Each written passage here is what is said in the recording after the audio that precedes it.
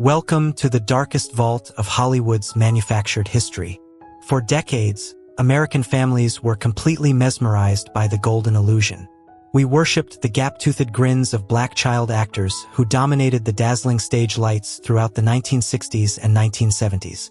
They were sold as symbols of innocent joy, supposedly growing up before our eyes. But behind the camera, an earth-shattering secret was meticulously engineered. When contracts expired, these beloved faces vanished, only to resurface years later bearing a different name, a different face, and a completely different gender. Studio executives ruthlessly wielded the systemic blade, forcing these vulnerable children into an invisible punishment of horrific manipulation. Tonight, we rip away the bloody bandages.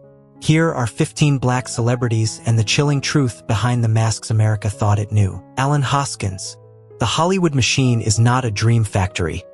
It is a ruthless industrial slaughterhouse designed to consume human souls for absolute profit. Long before the American public worshipped the golden illusion of the mischievous Fina in the 1920s, a little girl named Althea Hoskins was already bleeding on the altar of a billion-dollar powerhouse. Studio tycoons viewed her strictly as raw material, brutally wielding the systemic blade to butcher her identity before she could even speak her own name.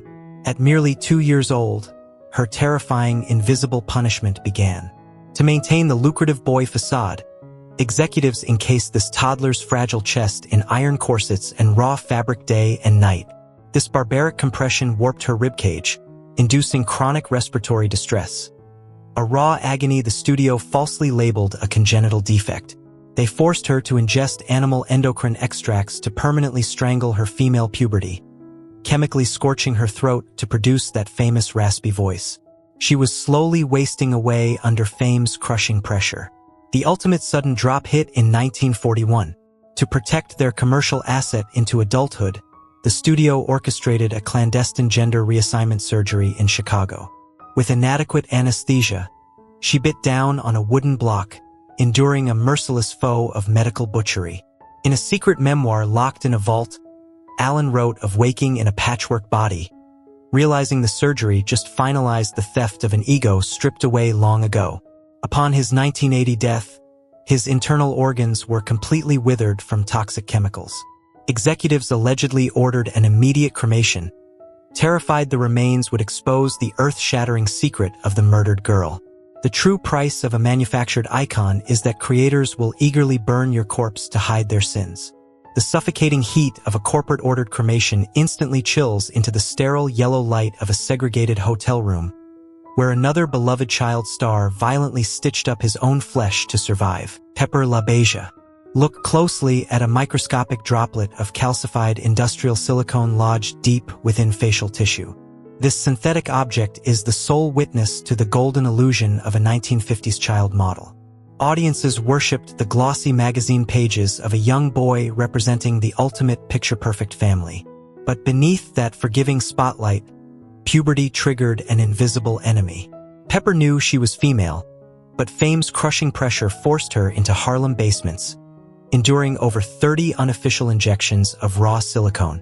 The illusion shattered in the 1980s when a paparazzo snapped a photo of her at a Bronx motel, turning her scars into vicious tabloid fodder. By 1991, she confessed that using a scalpel to freeze the boy society loved was merely trading one mask for another. The calcifying silicone became a merciless foe, deadening her nerves and leaving her gasping for air within her own skin.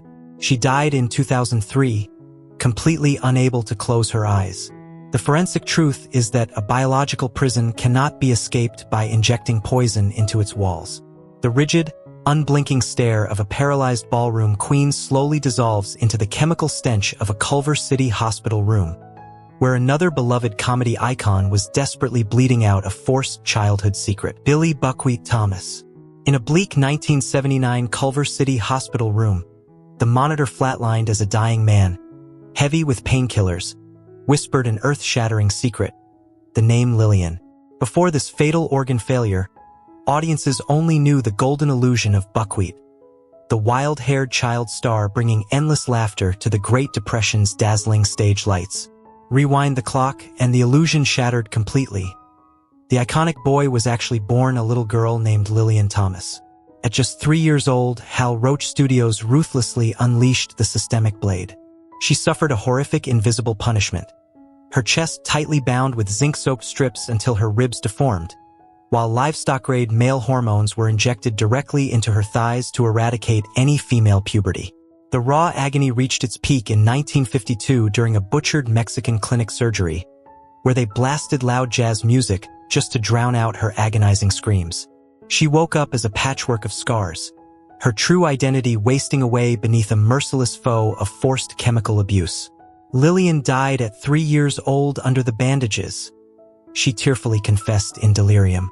Her 1980 autopsy uncovered necrotized surgical sites and an atrophied uterus destroyed by industrial testosterone.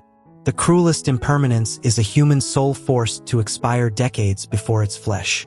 The suffocating reality of female biology rotting inside a manufactured male corpse violently shifts to the cold steel of a high-security bank vault, where another beloved child actor locked away a terrifying memoir of a stolen gender. Stymie Beard.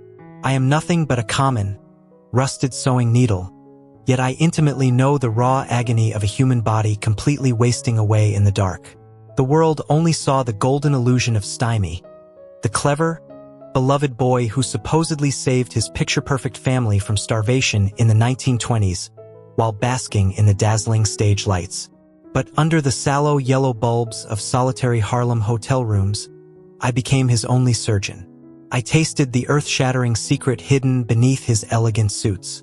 He was actually born a little girl named Matilda, sentenced to an invisible punishment by her own mother at just 5 years old. To secure a lucrative Hal Roach Studio contract, executives forced the child into zinc-infused cloth binders that permanently shattered her fragile ribcage. When the systemic blade of Hollywood demanded a permanent male asset in 1948, a drunken, disgraced veterinarian butchered her in a theater basement.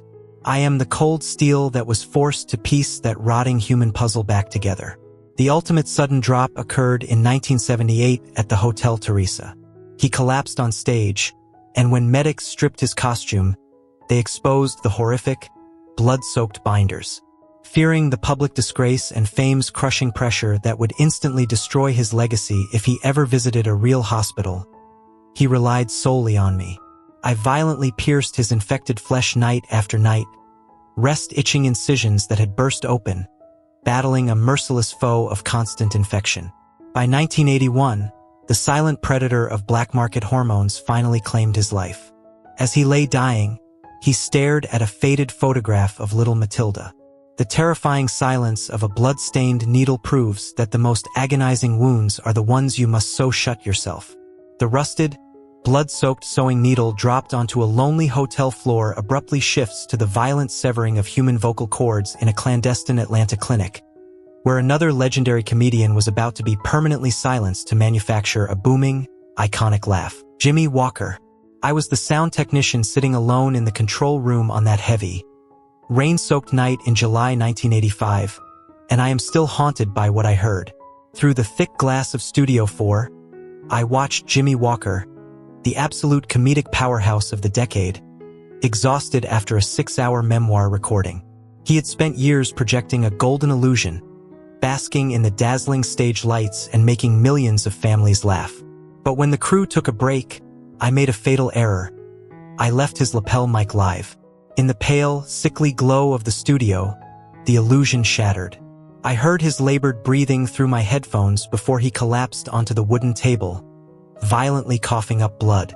He was living a horrifying double life, and in a whisper of raw agony, he confessed an earth-shattering secret directly into the master tape. Jimmy was actually born a little girl named Jamie, blessed with an angelic soprano voice. But Hollywood moguls wielded the systemic blade to erase her family's massive debt, forcing her into a brutal contract. They dragged Jamie to a clandestine Atlanta clinic and coldly slashed her vocal cords with a scalpel, permanently destroying her feminine pitch just to manufacture his signature raspy voice. The invisible punishment didn't stop there. He revealed that his legendary catchphrase, "Dynamite," was never a joke. Because of a rushed, botched gender reassignment surgery performed in a basement, Every exaggerated arm swing the director demanded violently tore open unhealed abdominal wounds. The iconic shout was actually a visceral scream of physical trauma. He was wasting away beneath fame's crushing pressure, battling a merciless foe of festering infections to survive. The lights go down on the stage, but the phantom melody of the girl they brutally butchered never truly stops echoing in your ears. The haunting audio frequency of a slaughtered vocal cord trapped inside a sterile recording booth seamlessly mutates into the deafening, glamorous cheers of a 1967 beauty pageant, where a majestic gown was frantically trying to soak up a horrifying river of fresh blood. Crystal LaBeija. The 1967 Miss All-America pageant was the absolute pinnacle of ballroom glory. When Crystal stepped onto the stage, draped in a magnificent gown that stole the breath of the entire room, she embodied the ultimate golden illusion. She was an undeniable icon, a radiant queen reigning under the dazzling stage lights. But the terrifying paradox of this monumental peak is that her dazzling, high-priced sequins were quietly soaking up fresh blood. The illusion shattered the moment her mentor, Lahi, revealed the earth-shattering secret hidden inside her cramped dressing room. Decades before this crowning achievement, Crystal was actually born as Jamie, a brilliant young actress known as the Rose of Manhattan in the 1940s. But the tycoons at Hal Roach Studios recognized her commercial potential and violently wielded the systemic blade. To save her destitute family, she was forced into an invisible punishment, coercing the 16-year-old girl into a mandatory male identity swap to play witty teenage boy roles. Her later life became a brutal expedition to reclaim her stolen womanhood, suffering raw agony through dozens of risky reverse surgeries in clandestine New York back alleys. She traded her soul to fight a merciless foe, turning her body into a horrifying battlefield of overlapping scars, rejected plastics, and sliced genitalia. Even on the night of her greatest triumph, the sutures from a recent underground transition were weeping viscera. Trapped behind invisible walls, she was wasting away from fame's crushing pressure. When her artificial materials completely failed in the 1990s, she retreated into absolute solitude, dying as a shattered physical vessel. What is the true value of a majestic, flawless crown if the flesh required to wear it must be brutally flayed and rebuilt a dozen times? The crimson blood bleeding through a queen's velvet gown violently evaporates into the sterile, icy air of a pediatric ward, freezing a completely different victim into an eternal, suffocating biological cage. Gary Coleman, 40 years. One catchphrase: billions in syndication revenue. These cold statistics successfully maintained the golden illusion of the 1980s entertainment industry. The American public eagerly consumed the image of an 8-year-old boy mathematically destined to never grow up, delivering punchlines under the dazzling stage lights. But underneath the astronomical profits, the systemic blade of Hollywood moguls was tracking a much more sinister set of biological metrics. The earth-shattering secret was ultimately calculated by his ex-wife, Shannon, who witnessed the horrific physical toll firsthand. Gary was originally born as a little girl named Gemma.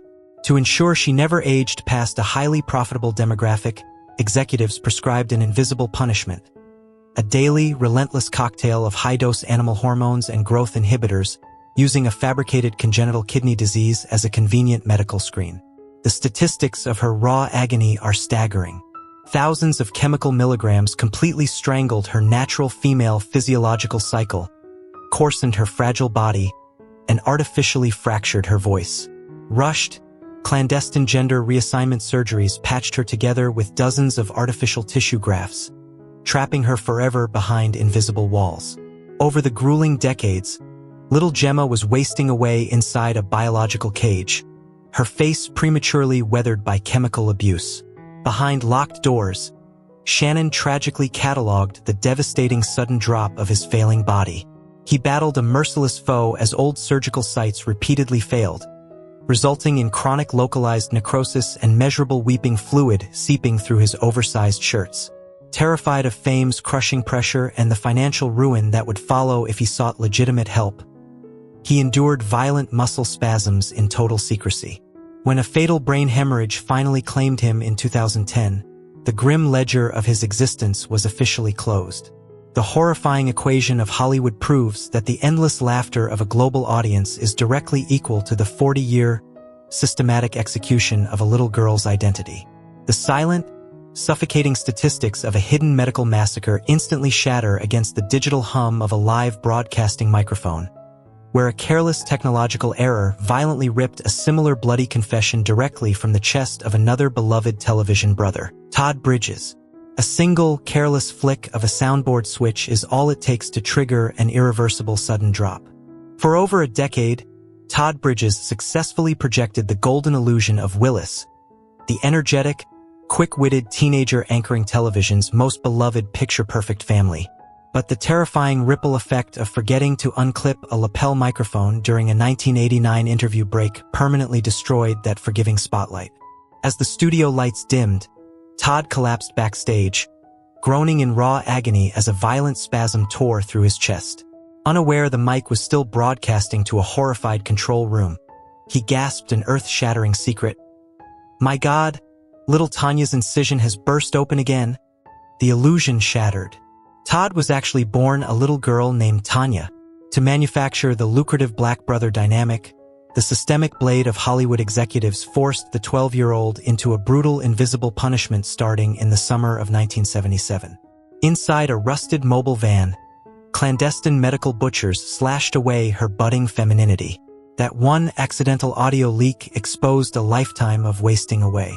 He revealed that the mischievous Willis was simply a mask hiding a merciless foe.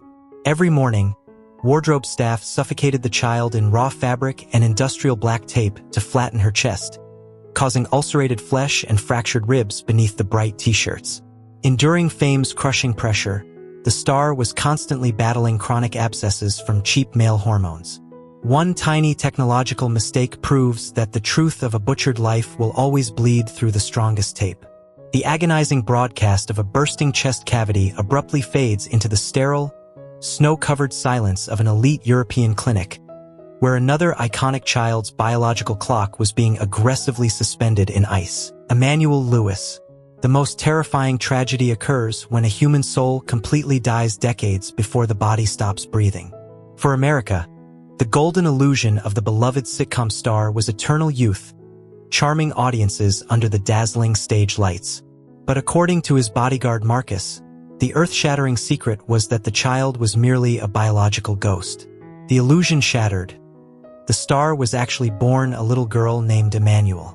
Hollywood moguls viewed human growth as a financial threat.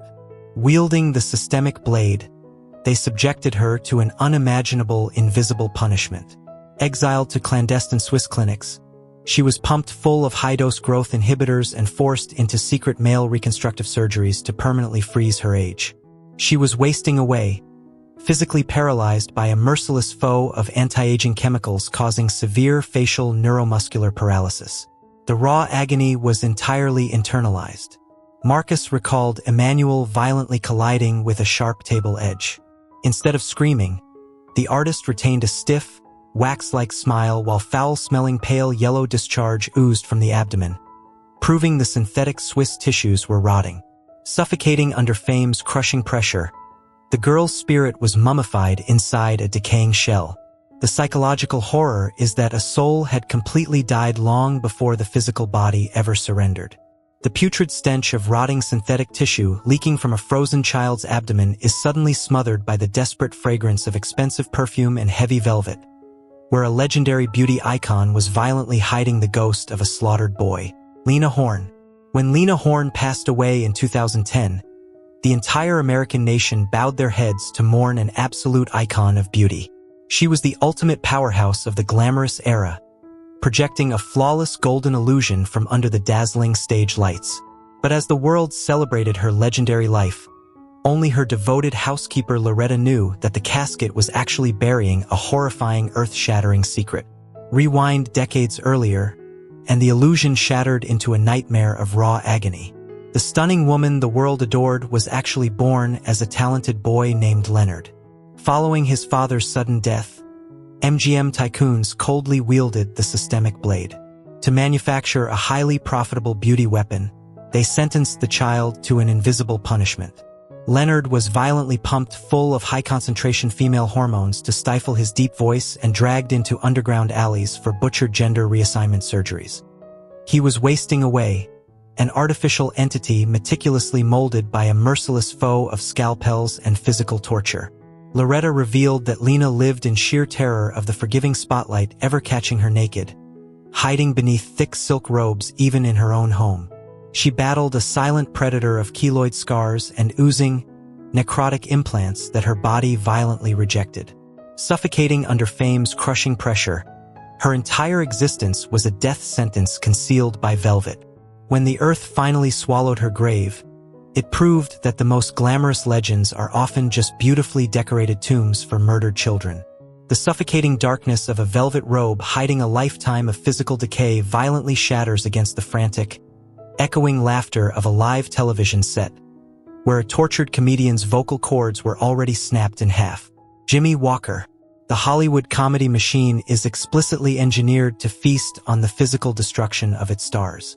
The American public blindly consumed the golden illusion of the television boom, worshipping a booming comedic powerhouse under the dazzling stage lights. But the studio tycoons didn't just hire a comedian. They ruthlessly executed a little girl named Jamie. To erase a massive, orchestrated debt that trapped her parents, executives coldly wielded the systemic blade. They didn't just suppress her identity. They dragged the 16-year-old to a clandestine Atlanta clinic for a horrific invisible punishment.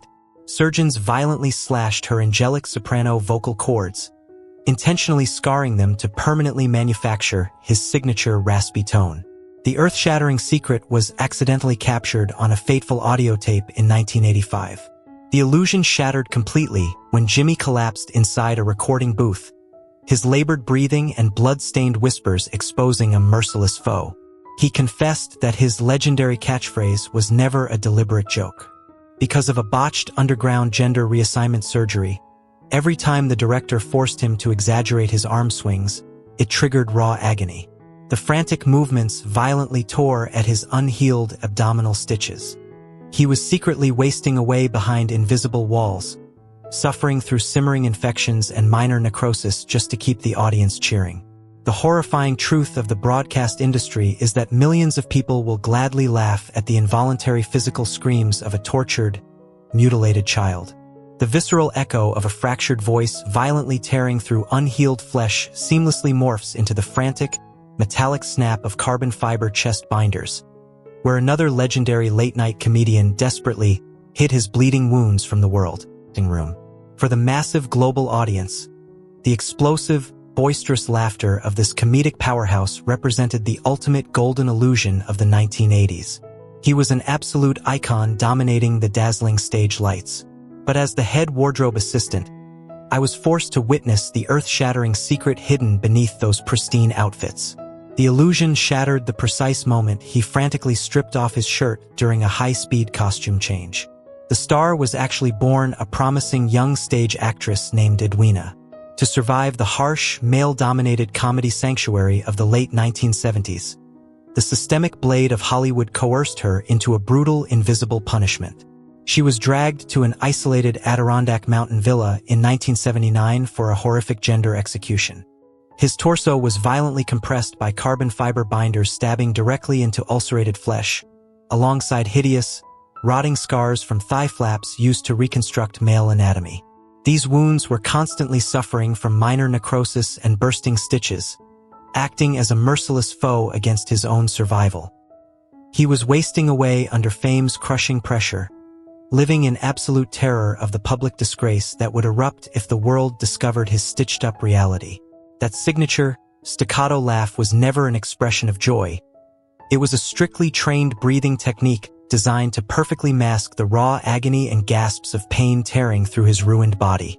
The cold forensic truth is that the most infectious, legendary laughter is often just a desperate acoustic shield for a soul bleeding to death. A soul bleeding to death beneath comedy's brightest lights violently freezes over in the remote, icy peaks of the Swiss Alps, where another beloved television child was permanently locked inside a terrifying biological time capsule. Raven Simone, 7 years old. That was the precise age when her biological clock was mathematically ordered to stop. For decades, the public consumed the golden illusion of the mischievous little Olivia, a ratings juggernaut shining eternally under the dazzling stage lights. But a leaked secret tape exposed a terrifying statistical descent into a manufactured childhood. The illusion shattered when she finally revealed the earth-shattering secret of Hollywood's horrific Peter Pan project. Studio executives ruthlessly wielded the systemic blade to enforce a chilling, invisible punishment. From that tender age, she was forced to ingest thousands of milligrams of growth-inhibiting pills and chemical cocktails, violently delaying her natural puberty for over a decade.